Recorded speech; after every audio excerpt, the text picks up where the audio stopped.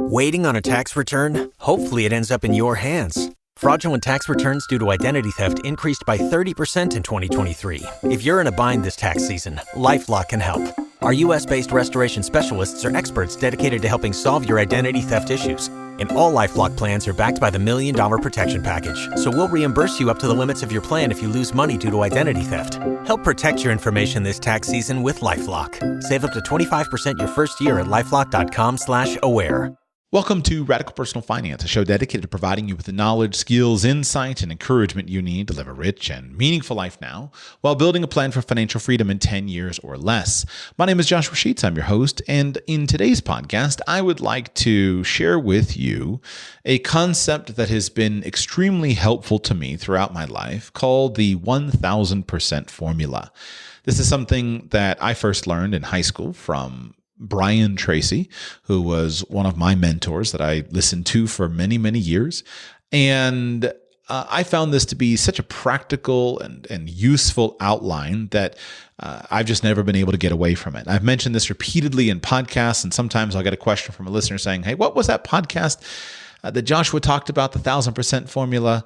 And in the past, I didn't have a standalone podcast for that. It's buried in I talk about it in many of my courses. I talk about it in various podcasts, but I wanted to create a standalone podcast for you to teach you the 1000% formula. Now, again, I learned this from Brian Tracy. His version was somewhat close to my version, but I've taken it, I've modified it, and adapted it to my own needs over the years. And I want to share it with you now. The basic idea of the 1000% formula is that small daily increases in productivity, repeated consistently, can lead to dramatic improvements over time.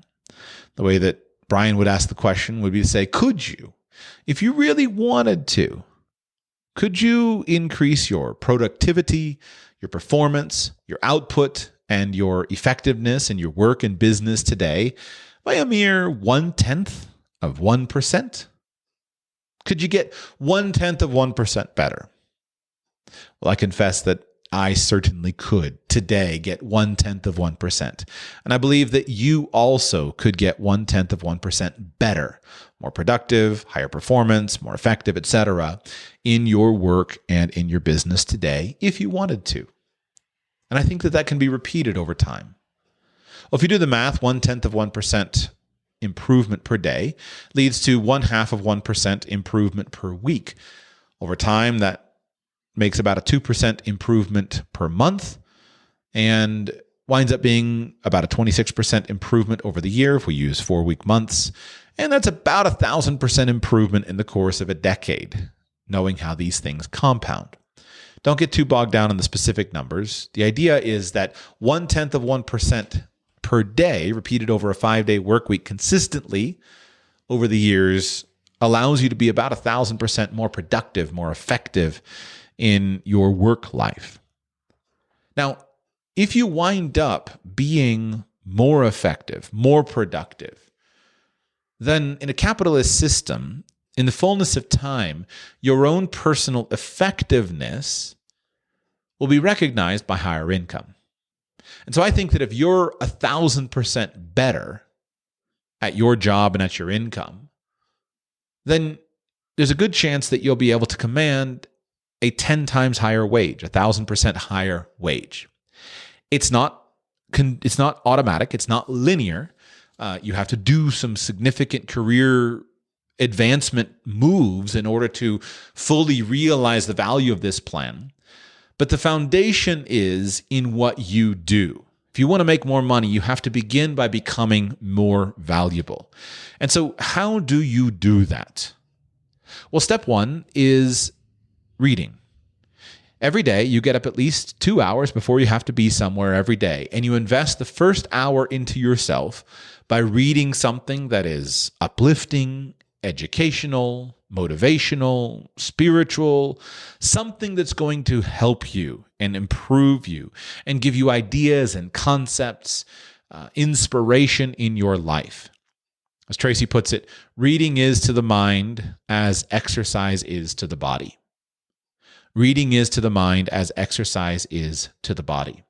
And so what's cool is that if you spend about 1 hour a day reading a book, by the way, this should include and can include reading a book with your ears. It doesn't only have to be with your eyes. But if you spend about an hour a day reading a book, then you'll read on average about a book a week. If you read on average about a book a week, you'll read on average about 50 books per year. If you go and you look at the world of academia, a formal advanced degree, a doctoral degree, a master's degree, etc., will often require you to read and absorb and synthesize something around 30 to 50 books and then write a dissertation on those books. And so if you do this per year, you're getting the equivalent of about a master's degree or a doctoral degree of information, training, etc., in your field every single year. Now, I think that you should have a deeper strategy, which I won't go into here, but the basic idea behind what you choose to read is that you should read in your field and read towards your goals. So read anything that you want, but I think there should be a good variety in your reading materials. You want to choose books that are going to move you in the direction that you want to go in life. This does not have to all be how to become a better manager. But if you are a manager, it should include some books on how to become a better manager. But it should also include books on other areas of goals that you have or directions that you want to take yourself. Do not keep all of your reading light and fluffy. Instead, focus on learning the real meat of your industry. Study the textbooks. Study the formal textbooks, the deep level content, the fundamental texts that are available in your field. I say this because in our modern day, we have access now to so much great information through podcasts, videos, etc. But this kind of information in any field is often the most surface level information. And there are many of us who consume that information, and that's a great start, better than not consuming it.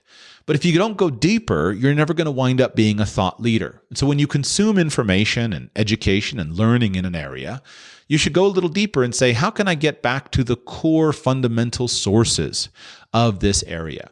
So make sure that some of your reading is at a deep level. Make sure that you are looking up, again, the college textbooks that are in use in the classes that are related to something that you want to improve at. Make sure that you're going back to the source materials. Make sure you're reading the old books and the new books. Incidentally, this is one of the things that is most important about making sure that you have habits of reading with your eyes as well as with your ears. For modern popular level texts, you can often find an audiobook. And so I find this a very convenient format to consume books in while I'm out walking, jogging, hiking, etc., doing exercise, doing dishes. I like to consume modern popular level texts in the form of an audiobook. But when you go to your serious reading and you're reading a textbook, a college level textbook in your field, or you're going back to the primary sources and you're studying the doctoral dissertation that somebody wrote, or you're reading a book that was written in 1950 that continues to be the basic book that explains everything you need to know about a subject, it's unusual to find those books in an audiobook format. So you need to make sure that you have time to read with your ears, but also that you have a basic habit of reading with your eyes on a daily basis. Now, step number 2 of Tracy's 1000% formula is to make a list. You make a list of everything you have to do that day.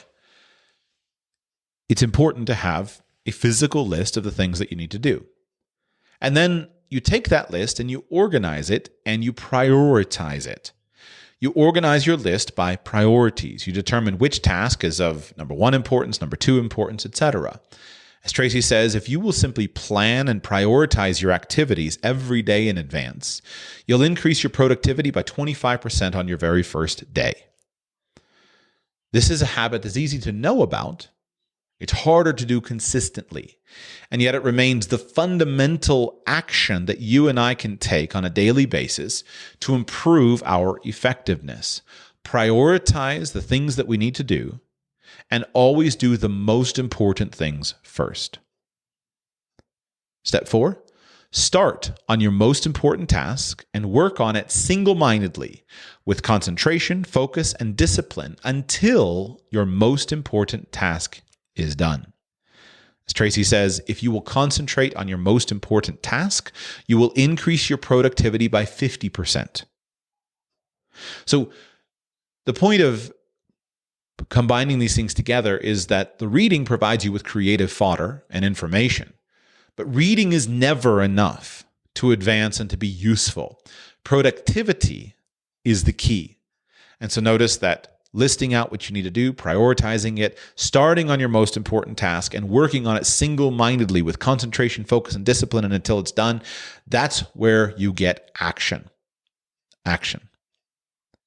Step number 5, listen to educational audio in your car.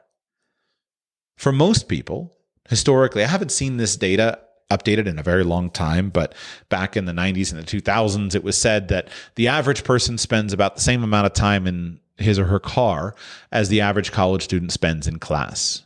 Let's say and how you get there is, let's say that a full-time college load is considered to be 12 to 18 credit hours per week. So 12 hours per week divided over 7 days would be 1.7 hours per day of time in the car. And that's probably not too far off of what many people commute. Frequently, people commute 35 minutes back and forth to work, and then all the other little trips here and there. And so if you turn your drive time into learning time, you can spend about the same amount of time learning as a college student does while you're also doing other things. And of course, many of us have other activities as well, doing dishes, cleaning up, doing yard work, etc. And so you want to listen to educational audio.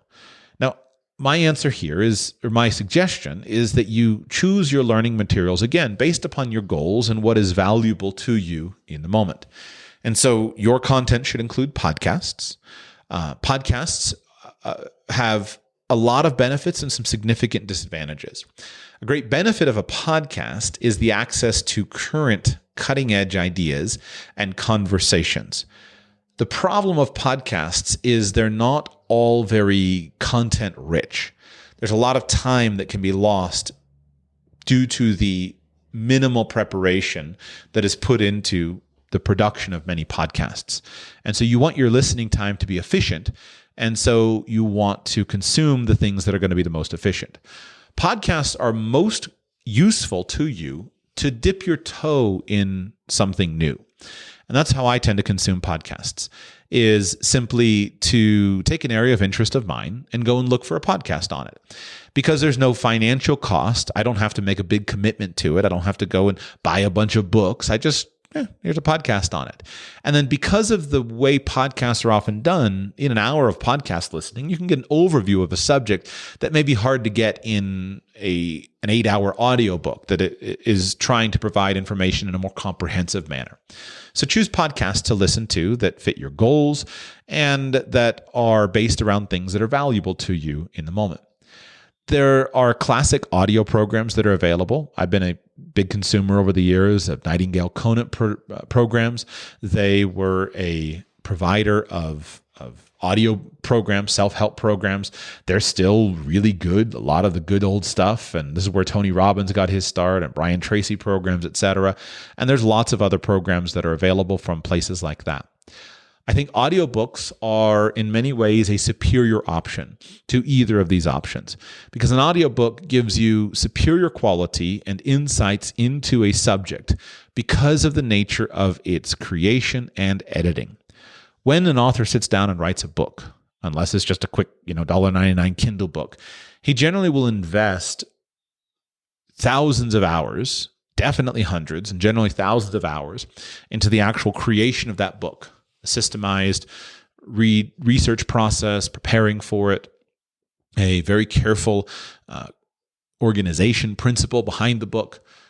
He will engage in very careful editing to make sure that all of the fluff is gone and the real meat is there. This is why books are such a superior option for your learning, because they are giants standing on the shoulders of giants, standing on the shoulders of giants, giving you their insights and education for a mere $10 or $15 or $20, etc. And so here, your best options are an Audible subscription.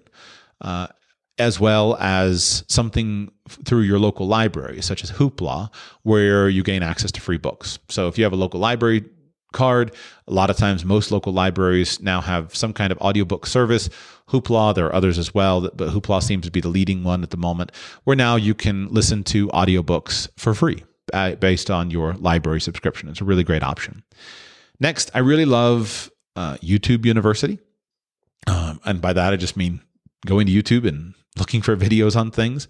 I think that a YouTube Premium subscription that allows you to skip all advertisements and to download videos so that they're always available is some of the best money that you can make. YouTube is fantastic because of its cutting edge nature. You can often get some of the most current insights into a field, get involved with some of the current debates, current best practices, etc. Downside of YouTube is it can be time consuming and hard to filter for quality. There's not a really great quality filter.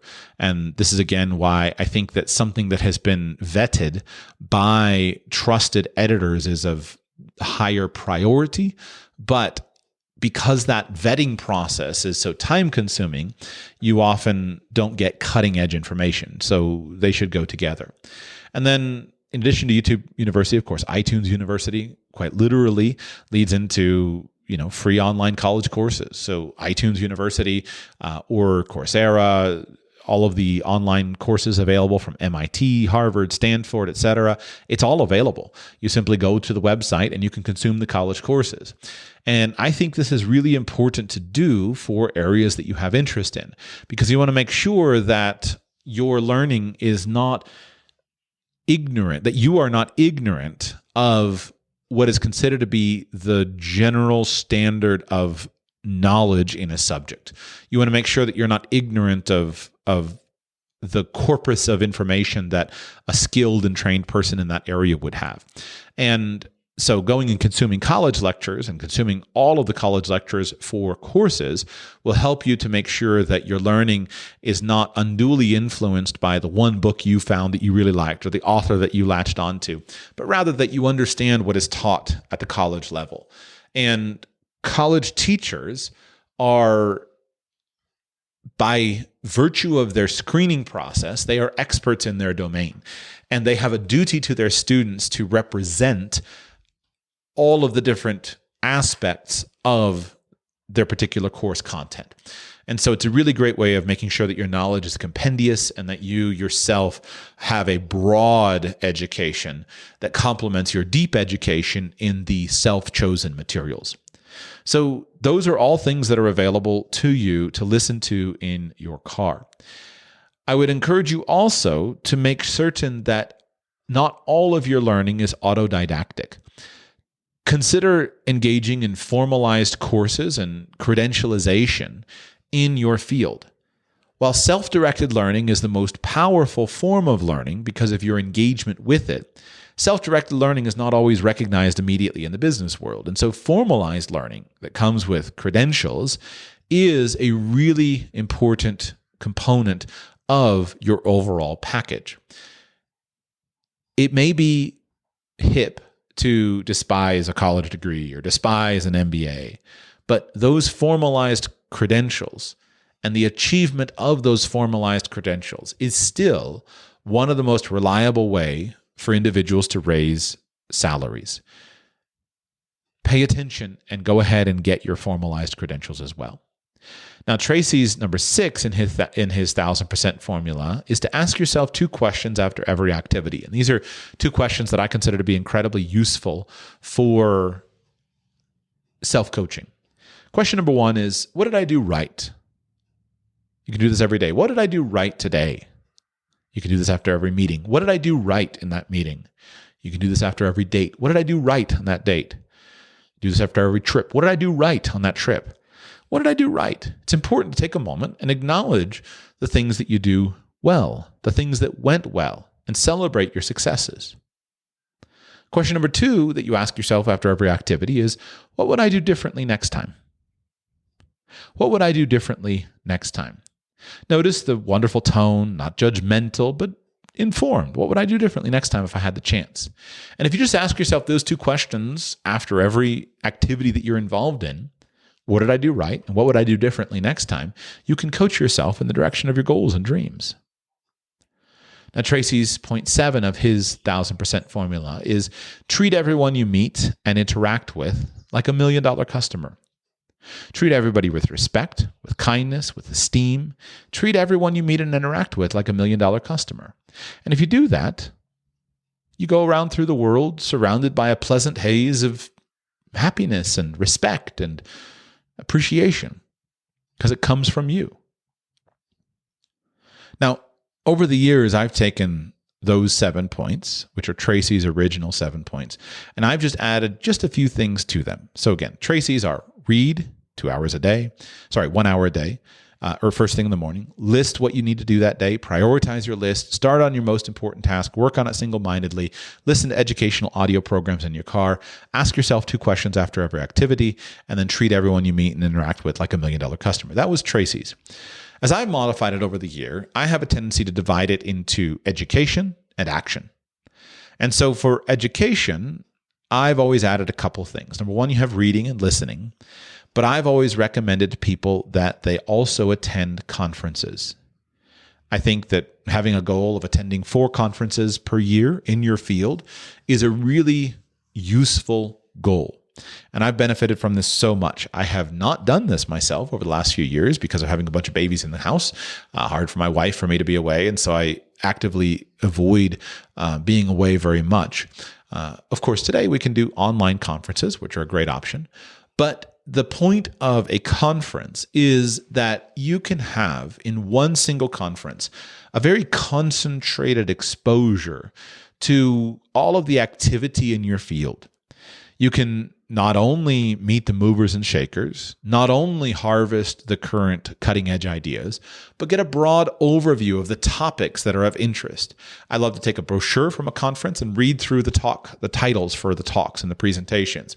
And that'll give me an idea of what are the current areas of focus for this particular industry or this particular movement. You also, of course, have access to an expo hall. You can go and you can find out who all the companies are and the vendors that are involved in your industry. And these things are the threads that you can pull on to start to push yourself in the direction of new opportunities. Conferences are wonderful ways for you to make connections with people, to start to build friendships. They are the best way for you to dig your well of friendships before you're thirsty. You always want to dig your well before you're thirsty, and you want to dig your well of contacts and connections and friendships in your industry or in an industry that you aspire to join long before you need them. It's difficult to go to a conference with a folder full of resumes and go booth to booth and pass them out. That's difficult. Not impossible, not a bad idea, but difficult. It's much more effective for you to go to an annual industry conference for 2 or 3 years in a row, making connections, making friends intentionally while at that conference. And then 3 years from now, let it be known that you're looking for more opportunities. But in order to have the best opportunities, you have to have been digging that well of connection and contact, etc. I have a whole class that I teach some people on how to maximize conferences. They're very underused by many people in today's world. And yet, as we increasingly are isolated physically, their importance of industry conferences is only rising. And so making good use of them is really important. I want to give you just a hint, though. One of the best things that you can do at a conference is use it as a way to gain access to all of the people who were involved in that industry.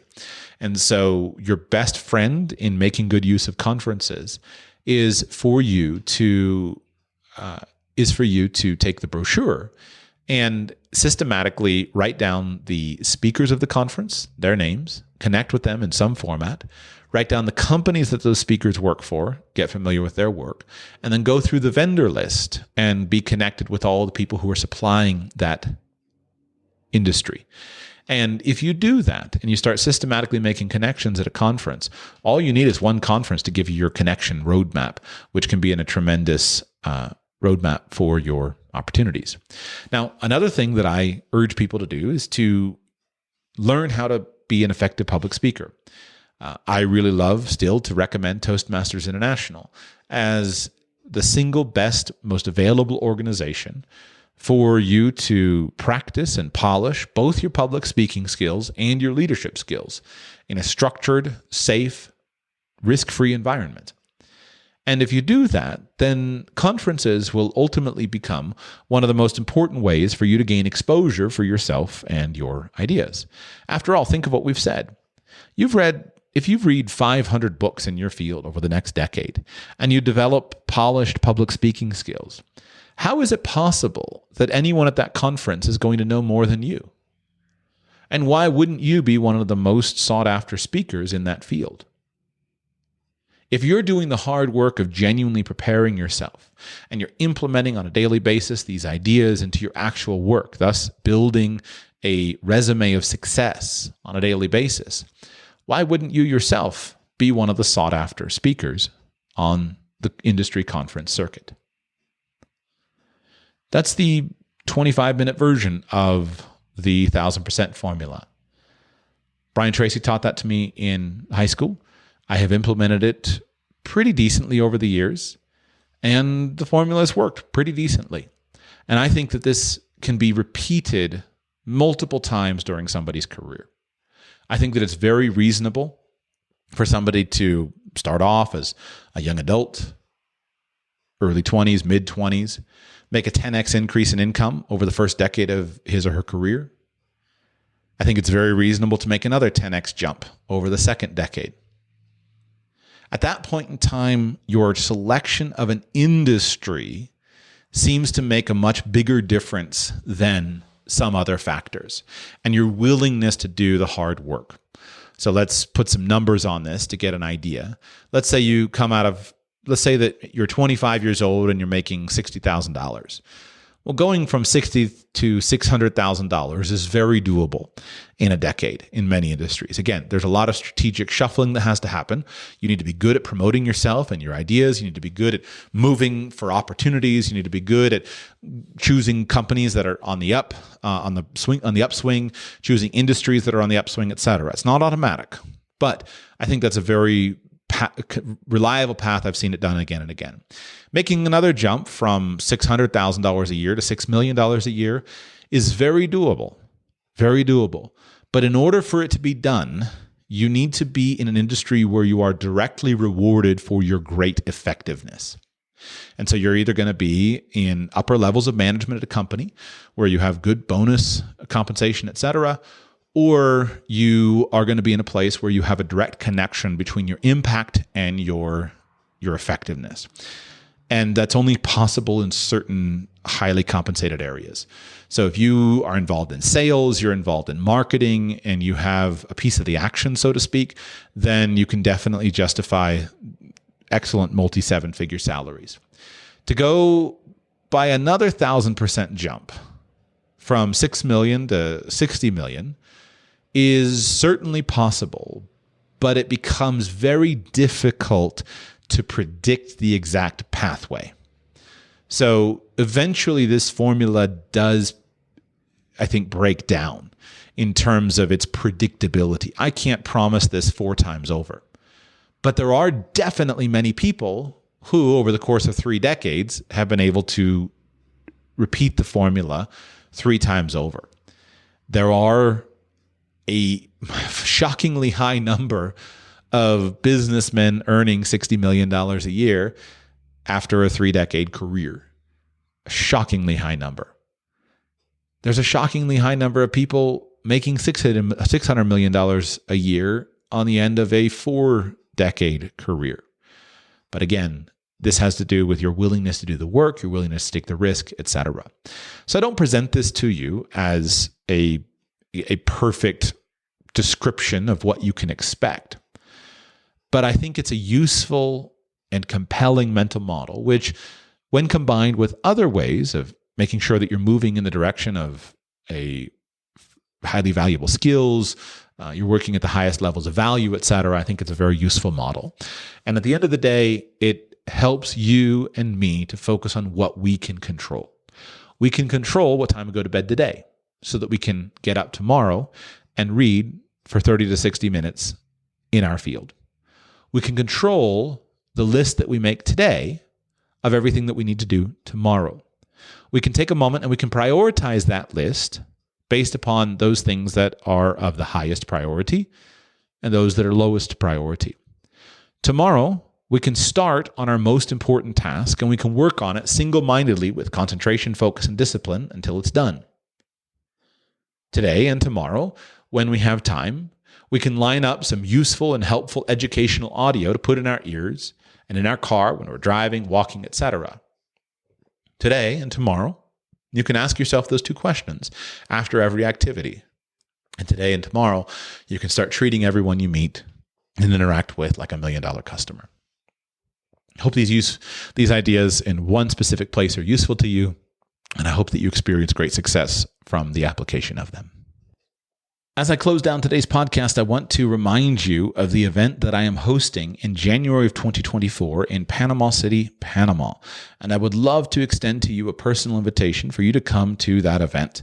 I've teamed up with my friends Gabriel Custodiate and Mikkel Thorup to do a 1-week, we're calling it an investment tour, an expat exploration and investment tour of Panama. And this will be a 1-week tour. We're going to have events in Panama City. We've got conference presentations on various aspects of investing, internationalization, banking, taxation, cryptocurrencies, Bitcoin, etc., wealth protection, family foundations, offshore planning. We have several tours planned of a couple different communities, as well as like a gold storage vault that we're going to be visiting, etc. It's going to be an amazing time. And not only will it be full of information, inspiration, education, but it's going to be full of fun. I'll be there hanging out with you the whole time, as well as 39 of your fellow listeners. If that sounds interesting to you, please go to expatmoney.com/radical. Sign up now. We're about 50% sold out at the moment. So I'm working hard to fill the rest of the slots, and I would love for you to claim one of the remaining slots. Go to expatmoney.com/radical. Sign up today, expatmoney.com/radical. Look forward to hanging out with you in Panama.